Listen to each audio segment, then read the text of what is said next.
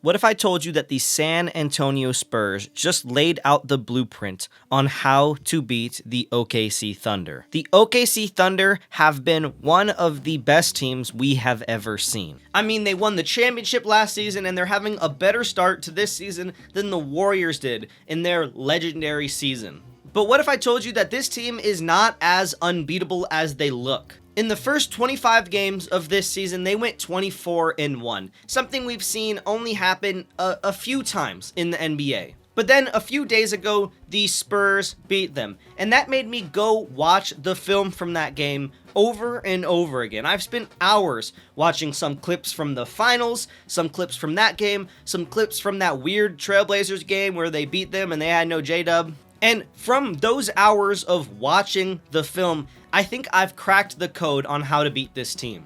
But real quick, before we get into the blueprint that I have formulated on how to beat this team, I have something I need to get off my chest. Don't get me wrong, this team's incredible, and if you're an OKC fan, I don't want you to click off the video when I say this, right? This is a legendary team in the making. But when I was doing some research for this video, something stood out to me and I couldn't not talk about it. So far, yes, the OKC Thunder have started off better than the Warriors did in their legendary season, but out of the 24 wins that they have had this season, only 6 of those wins have come against a team that currently has a record better than 500. Now, this does not mean that they aren't good. This doesn't mean that this isn't a great team that could win the championship this season. All that means is they haven't been fully tested yet. And this Spurs game was one of those games where they get tested. And in this game, the cracks really started to show. So here is my blueprint into beating the OKC Thunder. Here are my 4 rules that you need to follow and your favorite team needs to follow if you want to beat this team. Rule number 1, make Shai Gilgeous-Alexander uncomfortable. Shai is one of the best players in the entire world, and he's one of the best ISO players I've ever seen with my 2 eyes. You will never fully stop Shai, and that's alright. Stopping him is not the goal. You want to slow him down, and you want to slow him down without losing your discipline. In the games that I've been watching where Shai is struggling, there's a few things that the other defender does to slow him down. In these games, the point of attack defender is glued to him. He's fighting through screens, all that stuff. And what they do is they force him into tough shots, shots that he does not want, but could make. Obviously, any great player like Shai is going to make some tough shots. That's what makes him great. But this throws him off his rhythm, not letting him go left, not letting him go downhill, not letting him get into that elbow shot that he loves taking. And that is a huge mistake. Also, one of the bigger mistakes that I've been seeing teams make is playing too physical but not intelligent against Shai. Playing physical against Shai is a necessity. You need to do it. That's obviously clear and cut. You need to take his bumps and brace for them. But if you jump on his pump fakes, if you lean into his bumps, if you reach, Shai will punish that defender. What makes Shai so special is not just the fact that he's a star. It's not the fact that he can play make or shot create. It's his craftiness and his patience. If you beat him to his spot while staying on balance, you have a chance to contest and make him miss. But if you're off balance or you don't beat him to his spot, good luck, because he's going to get a foul. He's going to create a look for somebody else, or he's just going to score the ball, plain and simple. Against the Spurs, this was shown pretty heavily. Shai still had a good game. He had 29, 5, and 4, if I'm not mistaken, right? That's a good game, but that's still an off night for him. And the main thing that they did was keep him off the free throw line. You know, they let him score because they don't have, like, extremely disciplined defenders on that team. Point of attack defenders, I should say. Wimby's there. But they were disciplined. They kept him off the line, and that messed him up. If you hold Shai to a semi-off night, it will probably still be an elite night for him. That's what makes him so great. But if you hold him to that semi-off night, your chance of winning goes up greatly. Rule number 2. Force OKC's role players to beat you. In the Spurs game, OKC shot a pretty measly 24% from 3. Now, is this normal for them when they're getting semi-open looks? No. But the Spurs were playing pretty good defense and they were forcing these shots up. A lot of these threes were at the end of the shot clock or not the best look that they could have gotten. The Spurs were genuinely happy letting some of their players shoot from three. Lu Dort is currently shooting 30% from three on the season and he took 7. He only made 1.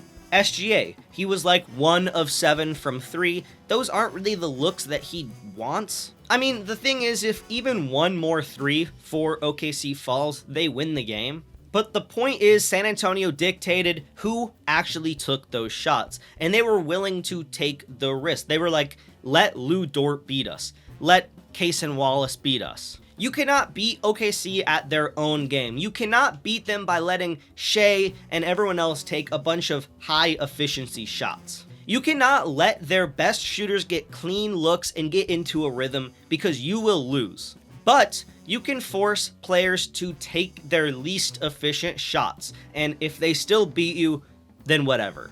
Rule number 3. In order to beat the OKC Thunder, you must have a star that will change their defensive complexity. Now, what do I mean by that? The Thunder are statistically the best defensive team in the entire NBA. Even if you followed the last 2 rules perfectly, you still have to score on them. That means that you need a star who can force OKC out of their formula. You need somebody who will force their preferred matchups to not be there. For the Spurs, for example, which I'm using the Spurs as the example for most of these points, Wemby was that star.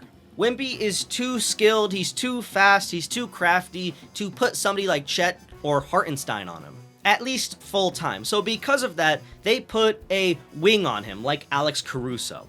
Now, Alex Caruso was playing pretty good defense on him. He's hounding him, he's swiping at the ball, he's trying to not let Wemby dribble. Obviously, Wemby's great enough to still have 22 points on a minutes restriction, but that means that Alex Caruso is guarding him. So if Alex Caruso is guarding him, who's guarding Harper? Who's guarding Stephon Castle? Who's guarding Vassell? Once you put somebody like Caruso on Wemby, mismatches start to kind of open up if you have the right roster. Fox was attacking Hartenstein in a lot of clips that I was watching.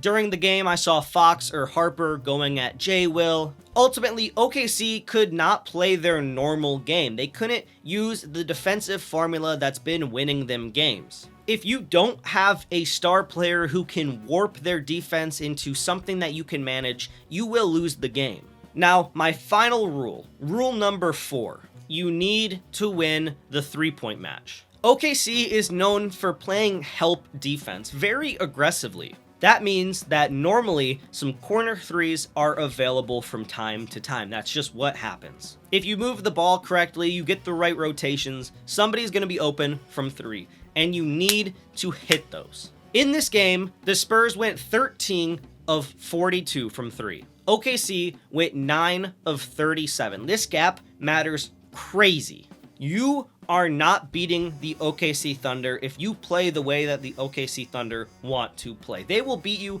over and over again. You need to beat them from deep. You need to take away their shooters, all of that stuff, because if you let them get, Alex Caruso 10 threes or whatever he's going to be taking, he's going to make some of those. You let J-Dub or Chet get a bunch of threes, they will probably make those. But if you make, obviously, somebody like Lu Dort take a bunch of threes, he will probably miss a good chunk of those. And that's where you can win. And the Spurs only won by a 1 point, I think, or a few points. If they had better shooters on the team, Harrison Barnes went 0 for 8, they would have won by a larger margin. So a team who has some better shooters and can still follow these rules could beat the OKC Thunder by quite a large margin. Now, is implementing all of these rules easy into a game? No. Still, even though that teams now know all of these rules that you gotta follow, and probably some more that I am not smart enough to know about and that people on the team have come up with, it's still really hard to implement these into games. And just because this team has weaknesses does not mean that they're secretly bad, does not mean that they're phonies, does not mean that they couldn't win a championship because, once we get to the playoffs, it's now out of 7. So in the regular season, you might be able to put in these rules, but now you got to do it for 7 games. Can teams do that? Can anyone do that in the league? We'll have to see. Also, I will say the OKC Thunder are extremely young. They will adjust. They'll get some different pieces on this team. They might get better than they are right now, and they might be actually unbeatable in the near future. But I'm talking about right now. There's a ton of teams who can compete with this squad for a championship. Your favorite team should not give up. They should follow these rules. So again, can any team in the league actually beat them in 7 games? That's something that we'll have to find out. Can this team lose less than 6 games this season? There's 55 more games? We'll have to see. But this season just got a lot more interesting for the NBA because can they keep it up or will they fall? Now, this is a bit of a different video than I normally make. I'm normally talking about news and stuff and games. Let me know if you like it. I had a lot of fun making this video. I've been typing up this script for a little while now. I went through a few drafts. Let me know if you like it. Ultimately, I'm going to probably make both types of videos, but I had a lot of fun making this, so. And also, a lot of time went into this video. If you liked it, like, sub, give me some hype if you're on mobile. And I appreciate all the support. Probably when this video comes out, we'll be at 2,500 subs, that is. I want to thank you guys so much, and lots more videos to come. Peace.